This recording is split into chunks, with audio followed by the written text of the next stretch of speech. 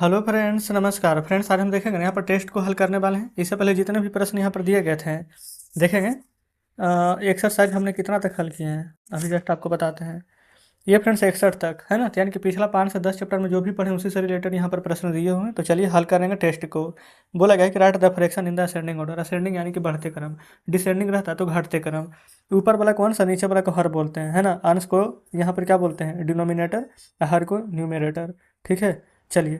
तो सबसे पहले यहाँ पर आपको देखना है, ये फ्रेंड्स माफ़ कीजिएगा, अंश को न्यूमरेटर, ठीक है, हर को यहाँ पर डिनोमिनेटर बोलते हैं, याद रखेंगे। तो यहाँ पर देखेंगे ना, हमारा हर यहाँ पर सेम है, ठीक है। अगर हमारा यहाँ पर ना हर अगर सेम है तो हम क्या करते हैं, ऊपर वाला अंश को देखते हैं। अंश जो छोटा है वो छोटा रहेगा, जो बड़ा है जो बड़ा रहेगा।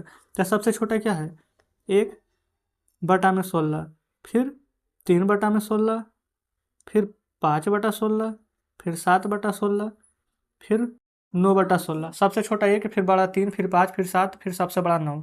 तो इसी प्रकार से हम लिख देंगे। बताएंगे कोई दिक्कत, आप कहें बिल्कुल नहीं।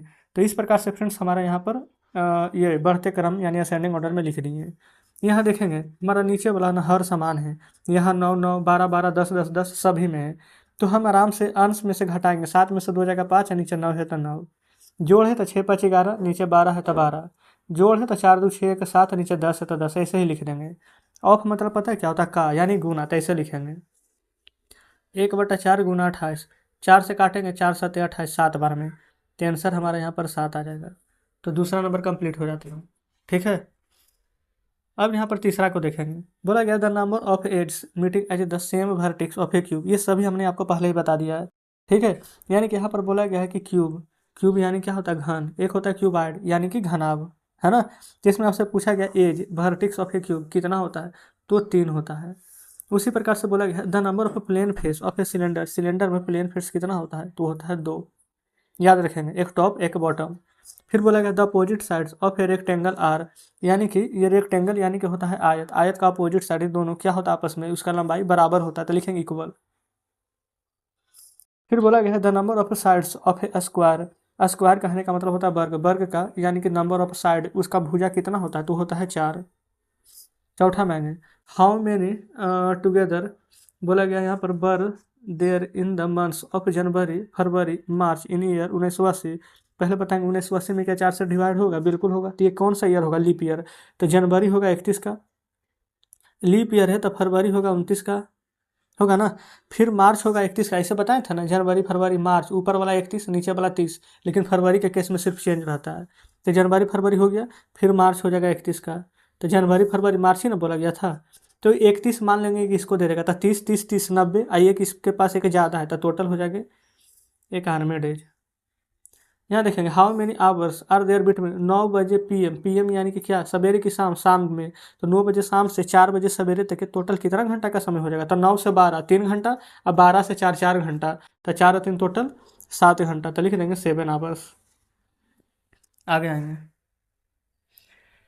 यहाँ देखेंगे बोला गया है कि फिल इन द ब्लैंक्स भरना है। 450 पैसे को कितना रुपया बोल सकते हैं, तो पैसा को रुपया हम बदलेंगे तो 100 से भागा, 2 जीरो तो 2 अंक के बाद दशमलव, इसको बोल सकते हैं 4 रुपया 50 पैसा, ठीक है। अब इसको यहाँ पर बोला गया पैसा में बदलना है, तो पैसा में बदलना है तो 100 से गुना करेंगे तो दशमलव घट जाएगा, तो 3020 पैसा आ जाएगा ना। ये सभी हमने आपको ऑलरेडी बता दी हैं पहले ही, ठीक है। समझिए कि सिर्फ यहाँ पर रिवीजन हो रहा है।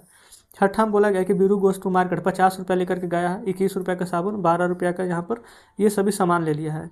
तो कितने पैसा बचा है, खर्चा कितना हुआ है, 21 रुपया 40 पैसा का यहाँ पर साबुन और 12 रुपया 70 पैसा का बिस्किट। तो टोटल देखेंगे 0 7 4 11, 2 1 3 1 4 और 2 1 3, तो 34 रुपया 10 पैसा का तो यहाँ पर सामान किन लिया है। और दुकानदार, यहाँ पर दुकानदार को 50 रुपया दिया तो कितना लौटाएगा, तो 34 रुपया 10 पैसा का जो सामान लिया उसको तो काट लेगा। तो 0 10 में से 1 जाएगा तो 9, 9 में से 4 जाएगा 5, 4 में से 3 जाएगा तो 1, तब 15 रुपया 90 पैसा लौटा देगा। या फिर ऐसे बोल सकते हैं कि 15 रुपया 90 पैसा उसके पास अभी बचा हुआ है। सातवां में है जी, देखेंगे 7वां नंबर में यहाँ पर बोला क्या गया है, डू द सम, यानी कि सभी को यहाँ पर जोड़ना है। कैसे, 5 5 10 के 0, 5 4 9, 9 2 11 के बाकी 12 के 2 हाथ में 1, 8 2 10 1 11, 7 3 10 8 18 1 19, तो 191 रुपया 20 पैसा यहाँ पर आंसर आ जाएगा। यहाँ आइए घटाना है, 10 में से 5 जाएगा 5, ये बचेगा 4, 4 में से 2 जाएगा तो 2, 4 में से 2 जाएगा तो 2, 12 में से 8 जाएगा तो 4, तो 42 रुपया 25 पैसा। यहाँ आइए 5 अठी 40 के 0 हाथ में 4, 8 एक 8, 8 4 12 के 2 हाथ में 1, 8 5 40 एक 41 के 1 हाथ में 4, 8 6 के 24 और 4 28 हाथ में 2, 8 3 के 16 2 18, तो 1881 रुपया 20 पैसा हमारा यहाँ पर आंसर आ जाएगा। ठीक है, यहाँ ये the price of A shirt, एक शर्ट का कीमत इतना रुपया है, तो 6 शर्ट का कीमत, तो 6 से आपको गुना कर देना है इस प्रकार से। तो 6 5 30 के 0 हाथ में 3, 6 3 18 19 20 21, 6 5 30 2 32, 12 6 72 3 75, एक 2 अंक के बाद दशमलव है तो हम भी 2 अंक के बाद दशमलव दे देंगे, तो शर्ट का कीमत आ जाएगा 752 रुपया 10 पैसा। तो 8वां नंबर हल हो जाता है। 9वां पर चलिए देखेंगे। 9वां नंबर बोला गया है ना 60 रुपीज़ 75 पैसे इज इक्वली डिवाइड एमंग 5%, यानी 5 आदमी के बीच में बांटना है, तो प्रत्येक को कितना मिलेंगे, तो आप ऐसे करके भागा दीजिए। सबसे शॉर्ट तरीका 60 रुपया 75 पैसा में 5 से भागा दीजिए।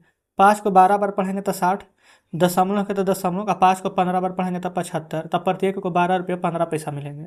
ठीक है, 10 में आइए। प्रकाश के पास 234 रुपया है, विजय के पास 156 रुपये 50 पैसे हैं, सोनी के पास 107 रुपये 75 पैसे हैं।